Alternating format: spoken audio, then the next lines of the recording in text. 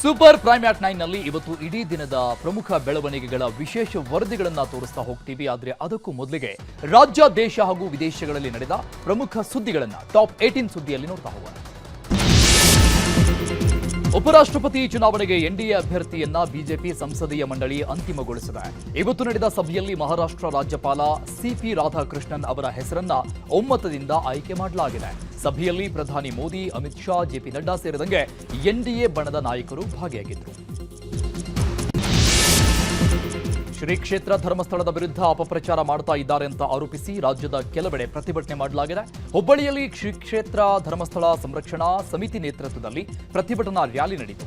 ಬೆಳಗಾವಿಯ ನಿಪ್ಪಾಣಿ ಪಟ್ಟಣದಲ್ಲಿ ಧರ್ಮಸ್ಥಳ ಪರ ಬಿಜೆಪಿ ಶಾಸಕಿ ಶಶಿಕಲಾ ಜೊಲ್ಲೆ ಅವರ ನೇತೃತ್ವದಲ್ಲಿ ಪ್ರತಿಭಟಿಸಲಾಯಿತು. ಧರ್ಮಸ್ಥಳ ಕೇಸ್ನಲ್ಲಿ ಎಸ್ಐಟಿ ರಚನೆ ಒಳ್ಳೆಯದಾಯಿತು, ಆರೋಪದಲ್ಲಿ ಹುರುಳಿಲ್ಲ ಅನ್ನೋದು ತನಿಖೆಯಿಂದ ಗೊತ್ತಾಗ್ತಾ ಇದೆ ಅಂತ ವರೂರ ನವಗ್ರಹ ತೀರ್ಥ ಕ್ಷೇತ್ರದ ಗುಣಧರಾನಂದ ಮಹಾರಾಜ ಹೇಳಿದ್ದಾರೆ. 300 ಕೊಲೆ ಮಾಡಲು ಸಾಧ್ಯ ಇಲ್ಲ, ಹಾಗಾಗಿ ಷಡ್ಯಂತ್ರ ಮಾಡಿದವರ ಮೇಲೆ ಕ್ರಮ ಆಗಬೇಕು ಅಂತ ಹೇಳಿದ್ದಾರೆ.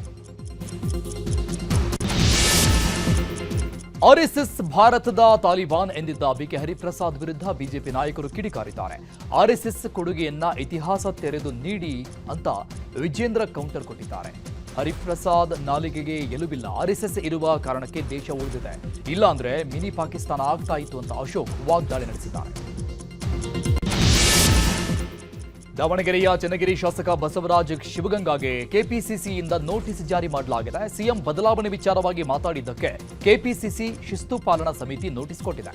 ಸಿಎಂ ಬದಲಾವಣೆ ಕುರಿತು ನಿಮ್ಮ ಬಹಿರಂಗ ಹೇಳಿಕೆ ಪಕ್ಷಕ್ಕೆ ಮುಜುಗರ ತಂದಿದ್ದು 7 ದಿನಗಳ ಒಳಗೆ ಸಮಜಾಯಿಸಿ ನೀಡುವಂತೆ ತಿಳಿಸಲಾಗಿದೆ.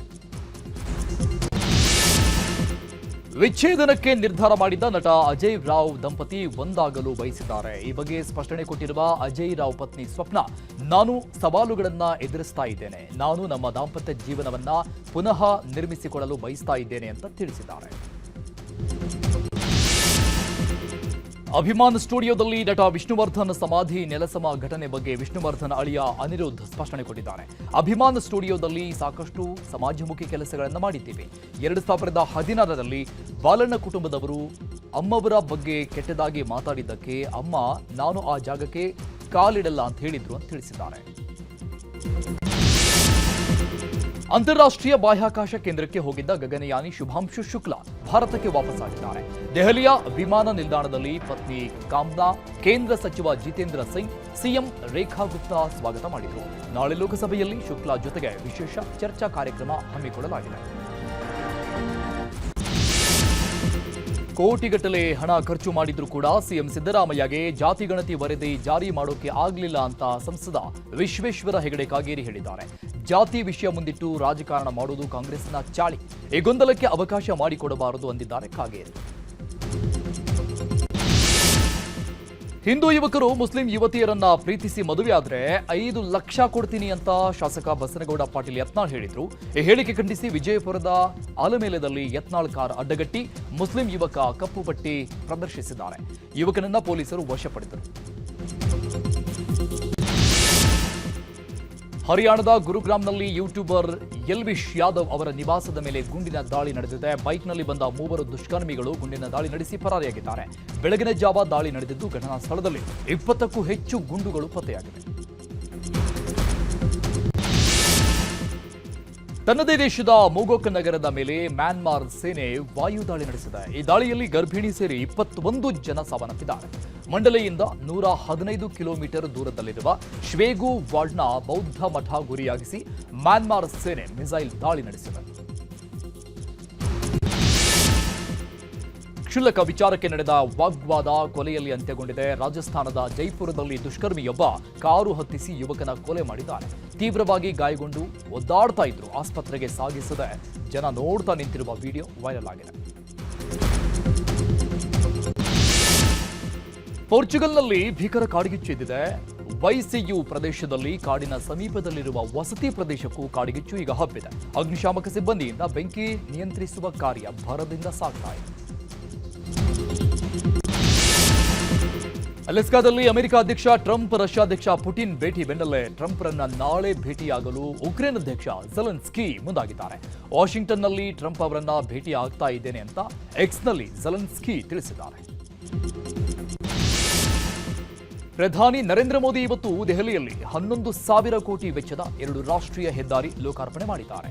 ದ್ವಾರಕಾ ಎಕ್ಸ್‌ಪ್ರೆಸ್ ವೇ, ನಗರ ವಿಸ್ತರಣಾ ರಸ್ತೆ 2 ಉದ್ಘಾಟನೆ ಮಾಡಿದರು. ಇದಕ್ಕೂ ಮೊದಲು ರೋಹಿಣಿಯಲ್ಲಿ ಮೋದಿ ಬೃಹತ್ ರೋಡ್ ಶೋ ನಡೆಸಿ ಕಾರ್ಮಿಕರ ಜೊತೆಗೆ ಸಂವಾದ ನಡೆಸಿದರು. ಕಲಬುರಗಿಯ ಶರಣಬಸವೇಶ್ವರ ಸಂಸ್ಥಾನದ 8ನೇ ಪೀಠಾಧಿಪತಿ ಡಾಕ್ಟರ್ ಶರಣಬಸಪ್ಪ ಅಪ್ಪ ಲಿಂಗೈಕ್ಯರಾದ ಹಿನ್ನೆಲೆಯಲ್ಲಿ ಪ್ರಧಾನಿ ಮೋದಿ ಪತ್ರದ ಮೂಲಕ ಸಂತಾಪ ಸೂಚಿಸಿದ್ದಾರೆ. ಡಾಕ್ಟರ್ ಶರಣಬಸಪ್ಪ ಅಪ್ಪ ಅವರ ಕುಟುಂಬಕ್ಕೆ ದೇವರು ದುಃಖ ಸಹಿಸುವ ಶಕ್ತಿ ನೀಡಲಿ ಅಂತ ಸಂತಾಪ ಸೂಚಿಸಿದ್ದಾರೆ. ಮೈಸೂರಿನ ಅರಮನೆ ಅಂಗಳದಲ್ಲಿ ದಸರಾ ಆನೆಗಳು ಫುಟ್ಬಾಲ್ ಆಡಿವೆ. ಮಾವುತರು, ಕಾವಾಡಿಗಳ ಮಕ್ಕಳು ಕ್ರಿಕೆಟ್, ಫುಟ್ಬಾಲ್ ಆಟವಾಡ್ತಾರೆ. ಮಕ್ಕಳ ಜೊತೆಗೆ ಆನೆಗಳು ಕೂಡ ಫುಟ್ಬಾಲ್ ಆಟ ಆಡಿವೆ. ಆನೆಗಳ ಫುಟ್ಬಾಲ್ ಆಟದ ವಿಡಿಯೋ ನೋಡಿ ಜನ ಫಿದಾ ಆಗಿದ್ದಾರೆ. ಧರ್ಮಸ್ಥಳದ ಬುರುಡೆ ರಹಸ್ಯ ಕ್ಷಣ ಕ್ಷಣಕ್ಕೂ ಕುತೂಹಲ ಹೆಚ್ಚು ಮಾಡ್ತಾ ಇದೆ. ಒಂದು ಕಡೆ ಧರ್ಮಕ್ಷೇತ್ರದ ಹೆಸರಿಗೆ ಅಪಚಾರವಾಗ್ತಾ ಇದೆ ಅಂತ ಬಿಜೆಪಿ ನಾಯಕರು ಸಿಡಿದೆದ್ದಿದ್ರೆ, ಮತ್ತೊಂದು ಕಡೆ ಎಸ್ಐಟಿ ತನಿಖೆ ಬಗ್ಗೆ ನಾಳೆ ಸದನದಲ್ಲಿ ಚರ್ಚೆ ಮಾಡೋದಕ್ಕೆ ಸರ್ಕಾರ ಸಜ್ಜಾಗಿದೆ. ಬನ್ನಿ ಇವತ್ತು ಧರ್ಮಸ್ಥಳದಲ್ಲಿ ಏನೆಲ್ಲ ಬೆಳವಣಿಗೆಗಳಾದವು ಅನ್ನೋದನ್ನ ನೋಡೋಣ. ಕೆ ಶಿವಕುಮಾರ್ ಅವರು ಇದರ ಹಿಂದೆ ಒಂದು ಷಡ್ಯಂತ್ರ ಅಡಗಿದೆ ಅನ್ನೋ ಮಾತನ್ನ ಅವರು ಕೂಡ ಉಲ್ಲೇಖ ಮಾಡಿದ್ದಾರೆ. ಸರ್ಕಾರದ ಹಣ ಪೋಲ್ ಮಾಡಿ ಇಷ್ಟೊಂದು ಗುಂಡಿಗಳನ್ನ ತೆಗೆದು ಇವೆಲ್ಲವನ್ನ ಷಡ್ಯಂತ್ರ ಮಾಡೋದಲ್ಲ. ಇದರಿಂದ ಯಾರಿದೆ ನಾವು ಇದನ್ನ ರಾಜಕೀಯ ಮಾಡೋದಾಗ್ಲಿ, ಧಾರ್ಮಿಕ ವಿಚಾರದಲ್ಲಾಗ್ಲಿ ಯಾವುದೇ ನಡೀಬಾರದು ಅನ್ನುವಂಥದ್ದು ನನ್ನ ಅಭಿಪ್ರಾಯ. ಧರ್ಮಸ್ಥಳದಲ್ಲಿನ ಬುರುಡೆ ರಹಸ್ಯ ಭೇದಿಸೋ ಎಸ್ಐಟಿ ಅಧಿಕಾರಿಗಳ ಯತ್ನ ಮುಂದುವರೆದಿದೆ. ಕಳೆದ 20 ದಿನಗಳಿಂದ ಉತ್ಖನನ ನಡೆಯುತ್ತಿದ್ದು, ನಿನ್ನೆಯಿಂದ ಶೋಧ ಕಾರ್ಯಕ್ಕೆ ತಾತ್ಕಾಲಿಕ ಬ್ರೇಕ್ ಬಿದ್ದಿದೆ. ನಿನ್ನೆ ಅನಾಮಿಕನನ್ನ ವಿಚಾರಣೆಗೊಳಪಡಿಸಿದ್ರೆ ಇಂದು ಸರಕಾರಿ ರಜೆ. ನಾಳೆ ಉತ್ಖನನ ಮುಂದುವರಿಯತ್ತಾ ಇಲ್ವಾ ಅನ್ನೋ ಕುತೂಹಲ ಸೃಷ್ಟಿಯಾಗಿದೆ. ಈ ಮಧ್ಯೆ ಈ ವಿಚಾರದಲ್ಲಿ ರಾಜಕೀಯ ಸಂಘರ್ಷ ಜೋರಾಗಿದೆ. ಧರ್ಮಸ್ಥಳದ ಪರ ನಿಂತ ಕೇಸರಿ ಪಡೆ, ಡಿಕೆಶಿ ಹೇಳಿದ ಷಡ್ಯಂತ್ರ ಪದವೇ ಅಸ್ತ್ರ. ಅನಾಮಿಕ ತೋರಿಸಿದ 17 ಪಾಯಿಂಟ್ನಲ್ಲೂ ಸಿಕ್ಕಿದ್ದು ಬರೀ ಮಣ್ಣೆ. ದಟ್ಟ ಕಾನನದಲ್ಲಿ 18 ದಿನ ಎಸ್ಐಟಿ ಅಧಿಕಾರಿಗಳು ಮಳೆ ಗಾಳಿ ಲೆಕ್ಕಿಸದೆ ಶವಗಳಿಗಾಗಿ ಹುಡುಕಾಡಿದ್ರು. 20 ಅಡಿ 15 ಅಡಿ ಬಗೆದರೂ ಒಂದು ಮೂಳೆಯೂ ಸಿಗಲಿಲ್ಲ. ಯಾವಾಗ ಕುರುಹು ಪತ್ತೆಯಾಗಲಿಲ್ಲವೋ ಆಗ ಧರ್ಮಸ್ಥಳಕ್ಕೆ ಉದ್ದೇಶಪೂರ್ವಕವಾಗಿ ಕೆಟ್ಟ ಹೆಸರು ತರಲಾಗ್ತಿದೆ ಅಂತ ಬಿಜೆಪಿ ರಂಗ ಪ್ರವೇಶ ಮಾಡಿದೆ.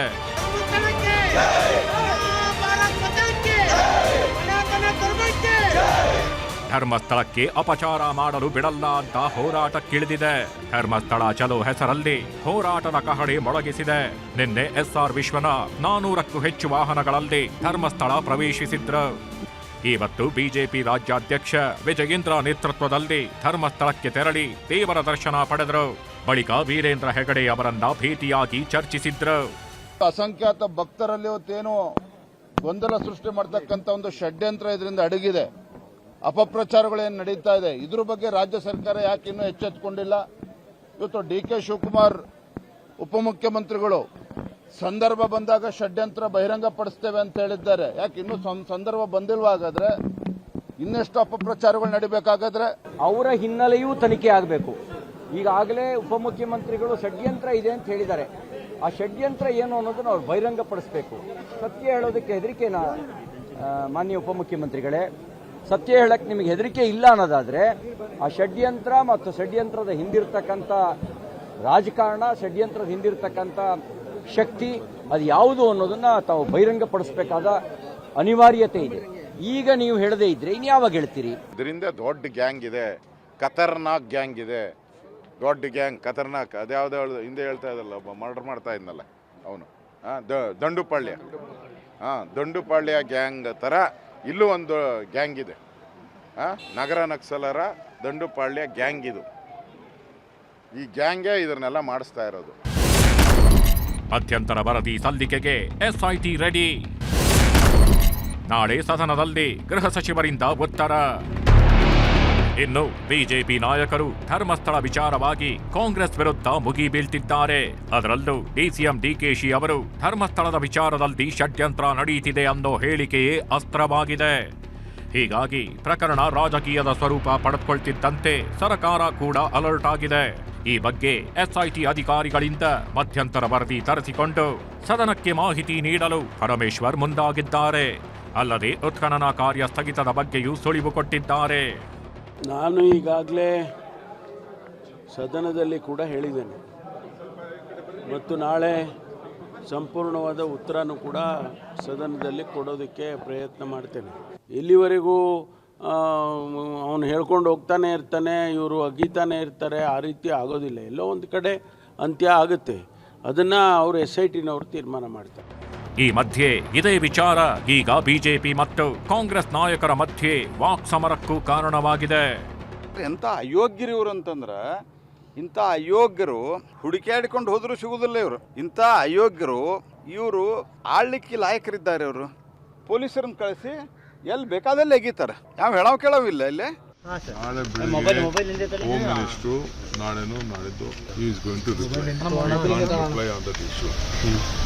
ನಾನೇನು ಹೇಳಕ್ಕೆ ಹೋಗಿಲ್ಲ. ಸಂವಿಧಾನ ಹೇಳ್ಬಿಟ್ಟು ನನ್ನ ಭಾವನೆ ಏನು ಹೇಳ್ಬೇಕು ಹೇಳಿದ್ದೀನಿ ಅಷ್ಟೇ. ಸಿದ್ದರಾಮಯ್ಯ ಸಾಹೇಬ್ರೆ ಇದನ್ನು ತುಂಬ ಗಾಢವಾಗಿ ಚಿಂತನೆ ಮಾಡಿ ಇದಕ್ಕೆ ಏನು ರೀತಿ ಅನ್ನೋದಕ್ಕೆ ಹೆಚ್ಚಾಗಿ ತಕ್ಷಣ ಅವನು ಯಾರು ಏನು ಅದ್ರ ಹಿಂದೆ ಇರ್ತಕ್ಕಂಥ ಷಡ್ಯಂತ್ರ ಏನು, ಯಾರಿಂದ ಇವೆಲ್ಲ ಆಗ್ತಾ ಇದೆ, ಇದನ್ನು ಹೊರಚೆಲ್ಲೋದ್ರಿಂದ ಇತಿಹಾಸದಲ್ಲಿ ಉಳ್ಕೋತೀರಿ. ದಯವಿಟ್ಟು ಆ ಕೆಲಸ ಮಾಡಿ. ಇವರೆಲ್ಲರೂ ಕೂಡ ಮೊದಲು SIT ಮಾಡಿದ ಮೇಲೆ ಸ್ವಾಗತ ಮಾಡಿರ್ತಕ್ಕಂಥವ್ರು ಡೋಂಗಿ ರಾಜಕಾರಣ ಮಾಡಬಾರ್ದು. ಇಲ್ಲಿ ಕೊನೆಗೆ ಬಂದು ಅದು ಆರೋಪ ಸುಳ್ಳಾದ್ಮೇಲೆ ಅದರದ ರಾಜಕೀಯ ಲಾಭವನ್ನು ತಗೊಂಡು ಆಡಳಿತ ಪಕ್ಷದ ಮೇಲೆ ಗೂಬೆ ಕೊಡಿಸ್ತಕ್ಕಂಥ ಪ್ರಯತ್ನಕ್ಕೆ ಇವತ್ತು ಹೋಗ್ತಾ ಇದ್ದಾರೆ. ಇಂಥ ಡೋಂಗಿ ರಾಜಕಾರಣ ಮಾಡೋದಲ್ಲ. ಅನನ್ಯಾ ಭಟ್ ಫೋಟೋ ರಿಲೀಸ್, ನ್ಯಾಯ ಕೊಡಿಸಿ. ನನ್ನ ದೋಷಿರ ನನ್ನ ಮಗಳನ್ನ ವಾಪಸ್ ತಂದು ಕೊಡ್ತಾರಾ ಅನ್ನುವಂತ ಒಂದು ಪ್ರಶ್ನೆ ಇದೆ ನನ್ನ ಹತ್ರ. ಈ ಎಲ್ಲ ಬೆಳವಣಿಗೆಗಳ ಮಧ್ಯೆ ಧರ್ಮಸ್ಥಳದಲ್ಲಿ ನನ್ನ ಮಗಳು ನಾಪತ್ತೆಯಾಗಿದ್ದಾಳೆ ಅಂತ SITಗೆ ದೂರು ನೀಡಿದ್ದ ವೃದ್ಧೆ ಸುಜಾತಾ ಭಟ್ ಇವಳೇ ನನ್ನ ಮಗಳು ಅಂತ ಫೋಟೋವೊಂದನ್ನ ರಿಲೀಸ್ ಮಾಡಿದ್ದಾರೆ. 2003ರಲ್ಲಿ ಧರ್ಮಸ್ಥಳದಿಂದ ನನ್ನ ಮಗಳು ಅನನ್ಯಾ ಭಟ್ ನಿಗೂಢವಾಗಿ ನಾಪತ್ತೆಯಾಗಿದ್ದಾಳೆ, ಹುಡುಕಿ ಕೊಡಿ ಅಂತ ತಾಯಿ ಸುಜಾತಾ ಭಟ್ ದೂರು ನೀಡಿದ್ರು. ಆದರೆ ಅನನ್ಯಾ ಭಟ್ ಅನ್ನೋರೇ ಇಲ್ಲ, ಸುಜಾತಾ ಭಟ್ಗೆ ಮಗಳೇ ಇಲ್ಲ ಅಂತೆಲ್ಲ ಚರ್ಚೆಯಾಗ್ತಿತ್ತು. ನನ್ನ ದೋಷಿರ ನನ್ನ ಮಗಳನ್ನ ವಾಪಸ್ ತಂದು ಕೊಡ್ತಾರಾ ಅನ್ನುವಂತ ಒಂದು ಪ್ರಶ್ನೆ ಇದೆ ನನ್ನ ಹತ್ರ. ಅವ್ರು ತಂದು ಕೊಡ್ತಾರಾದ್ರೆ ನಾನು ಪ್ಲೇ ಮಾಡ್ಬೋದು, ಅವ್ರು ತಂದು ಕೊಡಲ್ಲ. ಆದ್ರೂ ನಾನು ಅವರ ಒಂದು ನನ್ನ ಹಿತೈಷಿಗಳ ಮೇರೆಗೆ ನಾನು ಒಂದು ಫೋಟೋವನ್ನು ನಾನು ಕೊಡ್ತೀನಿ, ತೋರಿಸ್ತೀನಿ. ಈ ಎಲ್ಲ ಬೆಳವಣಿಗೆಗಳ ಮಧ್ಯೆ ಇಂದು ಸುದ್ದಿಗೋಷ್ಠಿ ನಡೆಸಿದ ಹೋರಾಟಗಾರ ಗಿರೀಶ್ ಮಟ್ಟಣ್ಣನವರ್ 2010 ಏಪ್ರಿಲ್ 6ರಂದು ಸಾವನ್ನಪ್ಪಿದವರ ಬಗ್ಗೆ ತನಿಖೆ ಆಗಬೇಕು ಅಂತ ಆಗ್ರಹಿಸಿದ್ದಾರೆ. ಶರಾವತಿ ಲಾಡ್ಜ್ನ ಒಳಗಡೆ ಸಿಕ್ಕ ಮಹಿಳೆ ಸಾವಿನ ಬಗ್ಗೆ ಅನುಮಾನ ಆಗಿದೆ ಅಂತ ಆಕ್ರೋಶ ವ್ಯಕ್ತಪಡಿಸಿದ್ರು. ಶರಾವತಿ ಲಾಡ್ಜ್ನ ಮಾಲೀಕರು ಯಾರು, ಎಲ್ಲಿ ಬರ್ತದೆ, ಅದರ ಮ್ಯಾನೇಜರ್ ಯಾರು, ಅದರ CEO ಯಾರು, ಪತ್ತೆ ಹಚ್ಚಬೇಕಲ್ಲ. ಪೊಲೀಸರಿಗೆ ಕಷ್ಟನಾ? ಯಾಕೆ ಪತ್ತೆ ಹಚ್ಚಲಿಲ್ಲ? ಇದು ಸಂಶಯಕ್ಕೆ, ಗಂಭೀರ ಸಂಶಯಕ್ಕೆ ಎಡೆ ಮಾಡಿಕೊಡ್ತಾ ಇದೆ. ಒಟ್ನಲ್ಲಿ ಮತ್ತೆ ಉತ್ಖನನದ ಬಗ್ಗೆ ಯಾವುದೇ ಮಾಹಿತಿಯನ್ನು SIT ನೀಡುತ್ತಿಲ್ಲ. ಸದ್ಯದ ಬೆಳವಣಿಗೆ ನೋಡಿದ್ರೆ ದೂರುದಾರನನ್ನೇ ಮತ್ತಷ್ಟು ವಿಚಾರಣೆಗೆ ಒಳಪಡಿಸಲಿದ್ದು ಷಡ್ಯಂತ್ರದ ಹಿಂದಿನ ವ್ಯಕ್ತಿಗಳ ಹುಡುಕಾಟಕ್ಕೆ ಮುಂದಾಗ್ತಾಗಿದೆಯಾ ಅನ್ನೋ ಪ್ರಶ್ನೆಗಳು ಮೂಡಿವೆ. ನಾಳೆ ಇದೆಲ್ಲದಕ್ಕೂ ಒಂದು ತೆರೆ ಬೀಳೋ ಸಾಧ್ಯತೆ ಇದೆ. Manjunath N, news 18 Dharmasthala. ನಟ ದರ್ಶನ್ ಮತ್ತೆ ಜೈಲು ಸೇರಿ 4 ದಿನಗಳಾಗಿವೆ. ದರ್ಶನ್ ಮತ್ತು ಕುಟುಂಬಕ್ಕೆ ಕಂಬಿ ಹಿಂದಿನ ಒಂದೊಂದು ಕ್ಷಣವೂ ಒಂದೊಂದು ಯುಗವಾಗಿ ಪರಿಣಮಿಸಿದೆ. ಈ ಮಧ್ಯೆ ಈಗ ಬಳ್ಳಾರಿ ಜೈಲಿನ ಭೀತಿ ಕೂಡ ಶುರುವಾಗಿದೆ. ಟೈಮ್ ಅನ್ನೋದು ಹೇಗೆಲ್ಲ ಬದಲಾಗುತ್ತೆ ನೋಡಿ. ನಾನೇ ಡೆವಿಲ್ ಅಂತಿದ್ದವರು ಈಗ ಹೇಗಾಗೋಗಿದ್ದಾರೆ ನೋಡಿ. ಗಜಗಾತ್ರದ ಚಾಲೆಂಜಿಂಗ್ ಸ್ಟಾರಿಯಲ್ಲಿ ಸಪ್ಪೆ ಮುಖ ಮಾಡಿಕೊಂಡು ಪೊಲೀಸ್ ಮುಂದೆ ನಿಂತಿರೋ ಈ ಫೋಟೋಯಲ್ಲಿ ಮುಖದಲ್ಲಿ ಸಣ್ಣದೊಂದು ಮಂದಹಾಸವೂ ಇಲ್ಲ. ಸದಾ ಗತ್ತು ಗೈರತ್ತಿನಲ್ಲಿರ್ತಿದ್ದ ದರ್ಶನ್ ಅಕ್ಷರಶಃ ಕುಸಿದು ಹೋಗಿದ್ದಾರೆ. ಸ್ಟಾರ್ಡಮ್ ಅನ್ನೋದೆಲ್ಲ ಮಣ್ಣು ಪಾಲಾಗಿದ್ದು ಸಾಮಾನ್ಯ ಖೈದಿಯಂತೆ ಸೆರೆವಾಸ ಶುರು ಮಾಡಿದ್ದಾರೆ. ಇದರ ಮಧ್ಯೆ ಈಗ ಮತ್ತೊಂದು ಅಗ್ನಿ ಪರೀಕ್ಷೆ ಶುರುವಾಗಿದೆ. ದರ್ಶನ ಪಾಲಿಗೆ ನರಕ ತೋರಿಸಿದ್ದ ಬಳ್ಳಾರಿ ಜೈಲಿನ ಭೂತ ಮತ್ತೆ ಕಾಡುವುದಕ್ಕೆ ಶುರುವಾಗಿದೆ.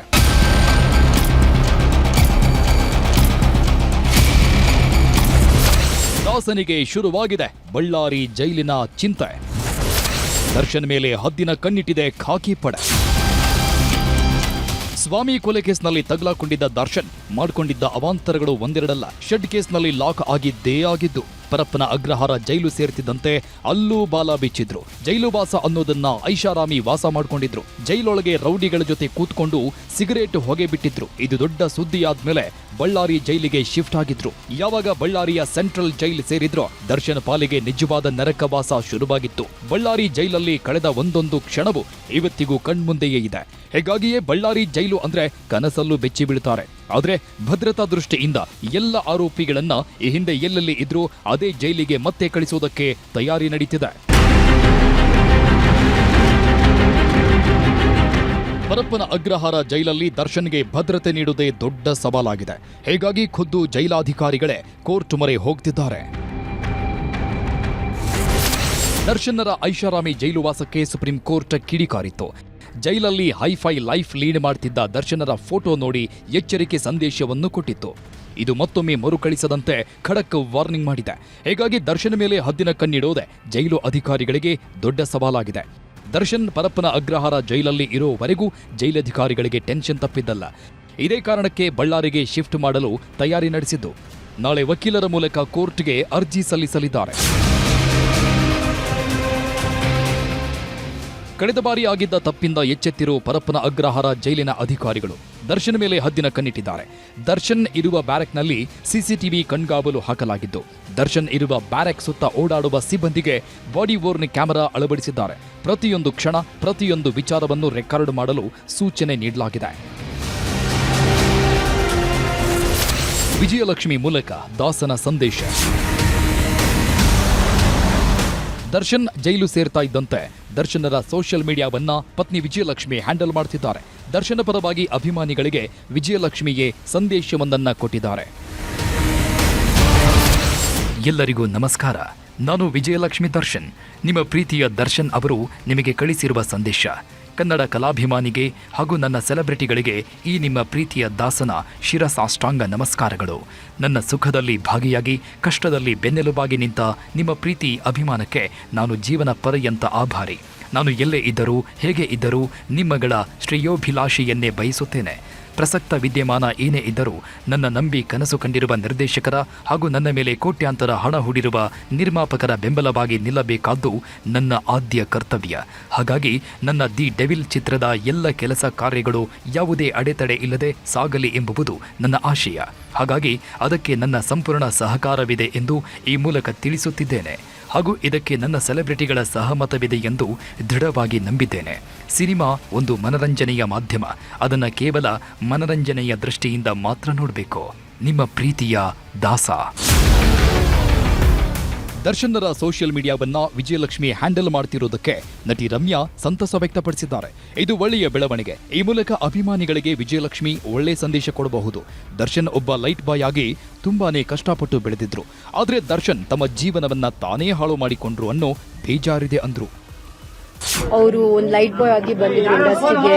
ತುಂಬಾ ಚೆನ್ನಾಗಿ ಅವ್ರು ಬೆಳೆದ್ರು ನಮ್ಮ ಇಂಡಸ್ಟ್ರಿನಲ್ಲಿ. ಒಳ್ಳೊಳ್ಳೆ ಹಿಟ್ಸ್ ಕೊಟ್ಟಿದ್ದಾರೆ ಅಂಡ್ ಒಳ್ಳೆ ಹೆಸರು ಕೂಡ ಮಾಡ್ಕೊಂಡಿದ್ರು. ಸೊ ಆ ಒಂದು ಅವರು ಗ್ರೋತ್ ನೋಡಿ ನನಗೆ ಹೆಮ್ಮೆ ಆಗ್ತಾ ಇತ್ತು. ಯಾಕಂದ್ರೆ ಏನು ಇಲ್ದೇವ್ರು ಬಂದು ಇಂಡಸ್ಟ್ರಿನಲ್ಲಿ ಒಂದು ಒಳ್ಳೆ ಹೆಸರು ಮಾಡಿ ಒಂದು ಮಟ್ಟಕ್ಕೆ ಬೆಳೆದಿದ್ದಾರೆ ಅಂದ್ರೆ ಒಂದು ಖುಷಿ ಆಗುತ್ತೆ. ಬಟ್ ಇವತ್ತು ನನಗೆ ಈಗ ಆಗದೆ ಹೋಗಿದ್ರೆ ಇನ್ನೂ ಎಷ್ಟು ಚೆನ್ನಾಗಿರ್ಬೋದಾಗಿತ್ತು. ಆದ್ರೆ ಅವ್ರ ಜೀವನ ಹಾಳು ಮಾಡ್ಕೊಂಡ್ರು ಅಂತ ಅಲ್ಲಿಗೆ ನನಗೆ ಬೇಜಾರಾಯ್ತು ಅಷ್ಟೇ. ಒಟ್ನಲ್ಲಿ ಜೈಲು ಸೇರಿರೋ ದರ್ಶನ್ಗೆ ಒಂದೊಂದು ಕ್ಷಣವೂ ನರಕವಾಗಿದ್ದು, ಬಳ್ಳಾರಿ ಜೈಲಿಗೆ ಹೋಗ್ತಾರಾ ಇಲ್ವಾ ಅನ್ನೋದು ಸದ್ಯದಲ್ಲೇ ಗೊತ್ತಾಗಲಿದೆ. Bureau report, news 18 Bengaluru. ಮತಗಳ್ಳತನದ ಬಗ್ಗೆ ಗಂಭೀರ ಆರೋಪ ಮಾಡ್ತಾ ಇರುವ ರಾಹುಲ್ ಗಾಂಧಿಗೆ ಕೇಂದ್ರ ಚುನಾವಣಾ ಆಯೋಗ ಕೌಂಟರ್ ಕೊಟ್ಟಿದೆ. ನಿಮ್ಮ ಆರೋಪ ನಿಜವೇ ಆಗಿದ್ರೆ ಅಫಿಡವಿಟ್ ಸಲ್ಲಿಸಬೇಕು, ಇಲ್ದಿದ್ರೆ ದೇಶದ ಕ್ಷಮೆ ಕೇಳಬೇಕು ಅಂತ ಸವಾಲ್ ಹಾಕಿದೆ. ಈ ನಡುವೆ ರಾಹುಲ್ ಬಿಹಾರದಲ್ಲಿ ಅಧಿಕಾರ ಯಾತ್ರೆ ಮೂಲಕ ಚುನಾವಣಾ ಆಯೋಗದ ವಿರುದ್ಧ ಮತ್ತೊಂದು ಸುತ್ತಿನ ಸಮರ ಸಾರಿದ್ದಾರೆ.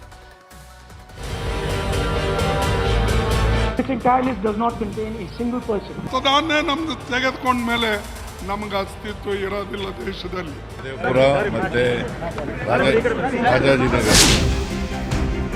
ಮತಗಳ್ಳತನ. ಕೇಂದ್ರ ಚುನಾವಣಾ ಆಯೋಗದ ಮೇಲೆ ರಾಹುಲ್ ಗಾಂಧಿ ಕಳೆದ 15 ದಿನಗಳಿಂದ ಆರೋಪಗಳ ಮೇಲೆ ಆರೋಪ ಮಾಡುತ್ತಿದ್ದಾರೆ. ದೆಹಲಿಯಲ್ಲಿ ದಾಖಲೆ ಬಿಡುಗಡೆ ಮಾಡಿದ್ದು ಅಲ್ಲದೆ ಬೆಂಗಳೂರಲ್ಲಿ ಬೃಹತ್ ಸಮಾವೇಶ ನಡೆಸಿದ್ರು. ಲೋಕಸಭೆ ಚುನಾವಣೆ ವೇಳೆ ಬೆಂಗಳೂರಿನ ಮಹದೇವಪುರ ವಿಧಾನಸಭಾ ಕ್ಷೇತ್ರ ವ್ಯಾಪ್ತಿಯಲ್ಲಿ ಭಾರೀ ಮತಗಳ್ಳತನ ನಡೆದಿದೆ ಅಂತ ಆರೋಪಗಳ ಸುರಿಮಳೆಗೈದಿದ್ರು. ಇದು ರಾಷ್ಟ್ರ ಮಟ್ಟದಲ್ಲಿ ಭಾರೀ ಚರ್ಚೆ ಸೃಷ್ಟಿಸಿತ್ತು. ಹೀಗಾಗಿ ಇವತ್ತು ದಿಢೀರ್ ಸುದ್ದಿಗೋಷ್ಠಿ ನಡೆಸಿದ ಕೇಂದ್ರ ಚುನಾವಣಾ ಆಯುಕ್ತ ಜ್ಞಾನೇಶ್ ಕುಮಾರ್ ತಿರುಗೇಟು ಕೊಟ್ಟಿದ್ದಾರೆ.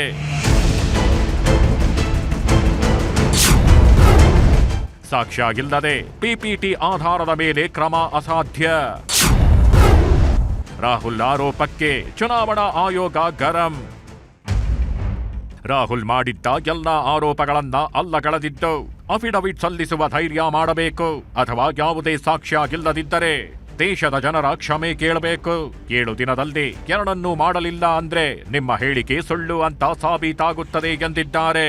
हलफनामा देना होगा या देश से माफी मांगनी होगी, तीसरा विकल्प नहीं है.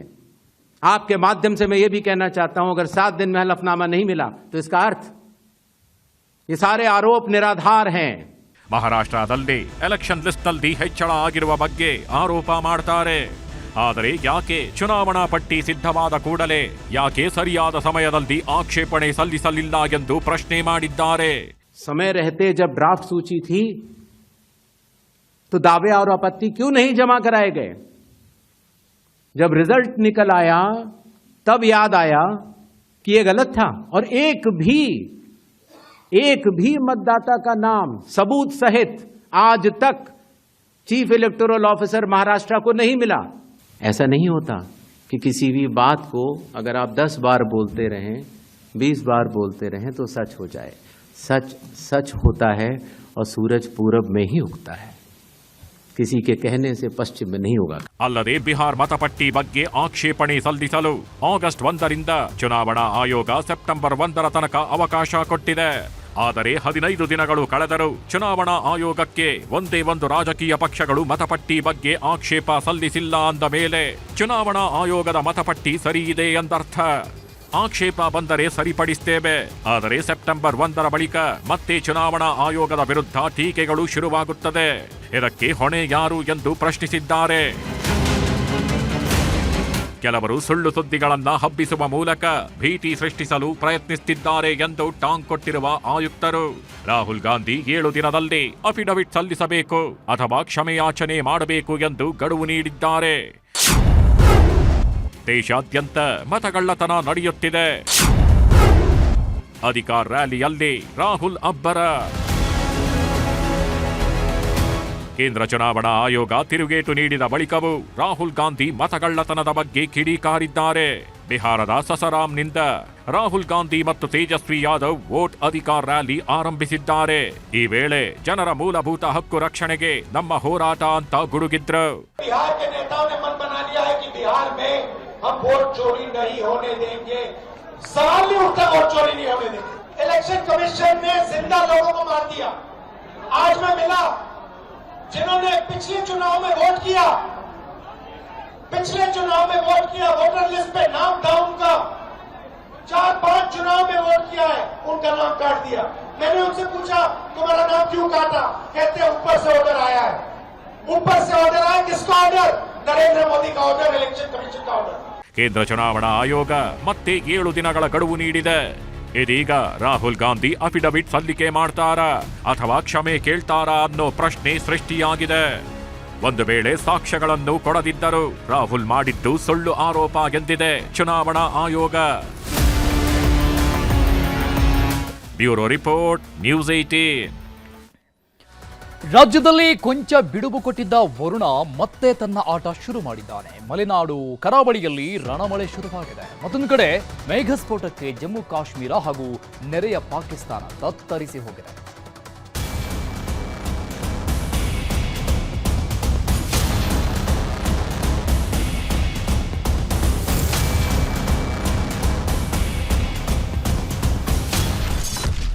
ಮೇಘಸ್ಫೋಟಕ್ಕೆ ಜಮ್ಮು ಕಾಶ್ಮೀರ ತತ್ತರ. ಮೊನ್ನೆ ಕಿಶ್ತವಾರ್, ಇಂದು ಕಥುವಾ.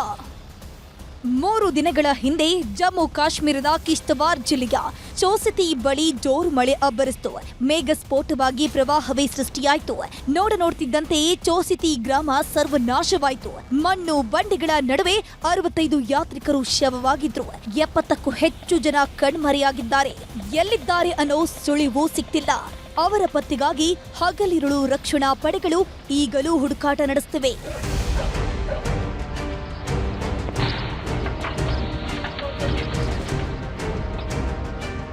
ಈ ಮಧ್ಯೆ ಕಥುವಾ ಜಿಲ್ಲೆಯಲ್ಲಿ ಇವತ್ತು ಭಾರೀ ಪ್ರಮಾಣದ ಮೇಘಸ್ಫೋಟ ಸಂಭವಿಸಿದೆ. ಬೆಟ್ಟಗಳ ಮೇಲಿಂದ ಅಪ್ಪಳಿಸಿದ ಪ್ರವಾಹಕ್ಕೆ ಜೋದ್ ಘಾಟಿ ಪ್ರದೇಶ ಕೊಚ್ಚಿಕೊಂಡು ಹೋಗಿದೆ.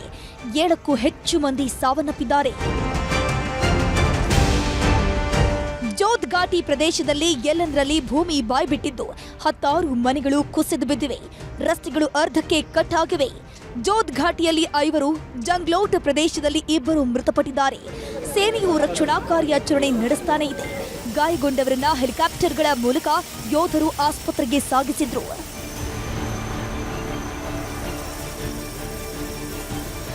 ರಜೌರಿ ಜಿಲ್ಲೆಯ ಪಂಜನಾರ ಗ್ರಾಮದಲ್ಲೂ ಮಳೆಯ ಅಬ್ಬರಕ್ಕೆ ಭೂಮಿ ಕುಸಿತ ಉಂಟಾಗಿದೆ. ಇದರ ಪರಿಣಾಮ ಹಲವು ಮನೆಗಳು ಬಿರುಕು ಬಿಟ್ಟಿದ್ದು ಸ್ಥಳೀಯರು ಆತಂಕದಲ್ಲಿದ್ದಾರೆ. ರಕ್ಷಣಾ ಕಾರ್ಯಾಚರಣೆಗೆ ಇಳಿದಿರುವ ಸೇನಾ ಪಡೆಗಳು ಸುರಕ್ಷಿತ ಪ್ರದೇಶಕ್ಕೆ ಜನರನ್ನ ಸ್ಥಳಾಂತರ ಮಾಡ್ತಿವೆ. ಉತ್ತರ ಪ್ರದೇಶದಲ್ಲಿ ನಿಲ್ಲದ ರಣಮಳೆ. ಇದು ಉತ್ತರ ಪ್ರದೇಶದ ಫಾರೂಕಾಬಾದ್ ಜಿಲ್ಲೆ. ಗಂಗಾ ನದಿ ಅಬ್ಬರಕ್ಕೆ ಈ ಗ್ರಾಮ ಹೇಗೆ ಜಲಾವೃತವಾಗಿದೆ ನೋಡಿ. ಇಡೀ ಊರೇ ಮುಳುಗಡೆಯಾಗಿದೆ. ಮನೆಗಳಿಗೆಲ್ಲ ನೀರಿನ ಬೇಲಿ ಬಿದ್ದಿದೆ. ರಸ್ತೆಗಳು ಕಾಣಿಸ್ತಿಲ್ಲ. ಮನೆಗಳ ಮೇಲೆ ತಾತ್ಕಾಲಿಕ ಟೆಂಟ್ಗಳನ್ನು ಹಾಕೊಂಡ ಜನ ಜೀವನ ಸಾಗಿಸುತ್ತಿದ್ದಾರೆ. ಸ್ಮಶಾನ ನದಿಯಲ್ಲಿ ಮುಳುಗಡೆ ಆಗಿರೋದ್ರಿಂದ ರಸ್ತೆ ಬದಿಯಲ್ಲೇ ಶವದ ಅಂತ್ಯಕ್ರಿಯೆ ನೆರವೇರಿಸಿದ್ದಾರೆ ಗ್ರಾಮಸ್ಥರು. ಉತ್ತರ ಭಾರತದ ಹಲವು ರಾಜ್ಯಗಳಲ್ಲಿ ಇದೇ ರೀತಿಯ ಪರಿಸ್ಥಿತಿ ಇದೆ. ಅಸ್ಸಾಂ, ಮುಂಬೈ, ಹಿಮಾಚಲ ಪ್ರದೇಶದ ಮಂಡಿಯಲ್ಲೂ ಧಾರಾಕಾರ ಮಳೆ ಸುರಿತಾ ಇದ್ದು ಪ್ರವಾಹವೇ ಉಂಟಾಗಿದೆ.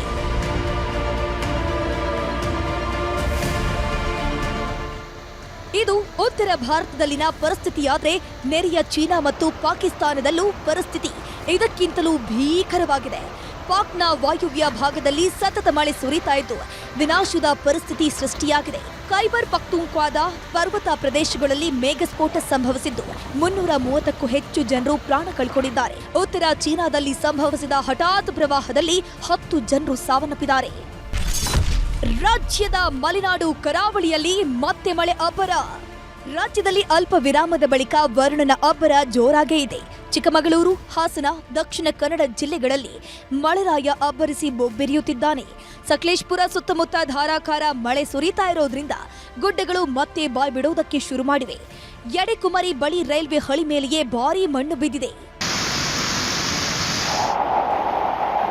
ಚಿಕ್ಕಮಗಳೂರು ಜಿಲ್ಲೆಯ ಕಳಸ, ಮೂಡಿಗೆರೆ, ಶೃಂಗೇರಿ, ಕೊಪ್ಪ, ಯನಾರ್ಪುರ ತಾಲೂಕಿನಲ್ಲಿ ಬಿಟ್ಟು ಬಿಡದೆ ಮಳೆಯಾಗ್ತಿರೋದ್ರಿಂದ ಮುಂಜಾಗ್ರತಾ ಕ್ರಮವಾಗಿ ಶಾಲೆಗಳಿಗೆ ರಜೆ ಘೋಷಿಸಲಾಗಿದೆ. ಶಿವಮೊಗ್ಗ ಜಿಲ್ಲೆಯಲ್ಲೂ ಭಾರೀ ಮಳೆಯಾಗ್ತಿದ್ದು ಆಗುಂಬೆ ಸಮೀಪದ ನಾಪಳ ಬಳಿ ರಸ್ತೆ ಸಂಚಾರ ಬಂದ್ ಆಗಿದೆ. ಮಾಲತಿ ನದಿ ನೀರು ಹುಚ್ಚೆದ್ದು ಹರಿಯುತ್ತಿದ್ದು ರಸ್ತೆಗೆ ಬ್ಯಾರಿಕೇಡ್ ಹಾಕಿದ್ದಾರೆ. ಇನ್ನು ತೀರ್ಥಹಳ್ಳಿ, ಶೃಂಗೇರಿ ಭಾಗದಲ್ಲೂ ವ್ಯಾಪಕ ಮಳೆ ಆಗ್ತಿರೋದ್ರಿಂದ ತುಂಗಾ ನದಿ ಉಕ್ಕಿ ಹರಿಯುತ್ತಿದ್ದು ಗಾಜನೂರಿನ ತುಂಗಾ ಜಲಾಶಯ ಭರ್ತಿಯಾಗಿದೆ. ಇದರ ಪರಿಣಾಮ 16 ಎಕರೆ ಅಡಿಕೆ ತೋಟ ಜಲಾವೃತಗೊಂಡಿದೆ. ಕಾವೇರಿ ಜಲಾನಯನ ಪ್ರದೇಶದಲ್ಲಿ ಮತ್ತೆ ವರುಣದೇವ ಅಬ್ಬರಿಸೋದಕ್ಕೆ ಶುರು ಮಾಡಿದ್ದಾನೆ. ಹೀಗಾಗಿ ಕೆಆರ್ಎಸ್ ಡ್ಯಾಂಗೆ ಒಳಹರಿವಿನ ಪ್ರಮಾಣ ಹೆಚ್ಚಳವಾಗಿದ್ದು 25,000 ಕ್ಯೂಸೆಕ್ ನೀರನ್ನ ನದಿಗೆ ಹರಿಬಿಡಲಾಗುತ್ತಿದೆ. ಚಿಕ್ಕಮಗಳೂರು, ಶಿವಮೊಗ್ಗ, ಉಡುಪಿ, ದಕ್ಷಿಣ ಕನ್ನಡ ಜಿಲ್ಲೆಗಳಿಗೆ ರೆಡ್ ಅಲರ್ಟ್ ಘೋಷಿಸಲಾಗಿದ್ದು ಮುಂದಿನ 2-3 ದಿನ ವರುಣದೇವ ರಣಕೇಕೆ ಹಾಕೋದ್ರಲ್ಲಿ ಅನುಮಾನವಿಲ್ಲ. Bureau report, news 18.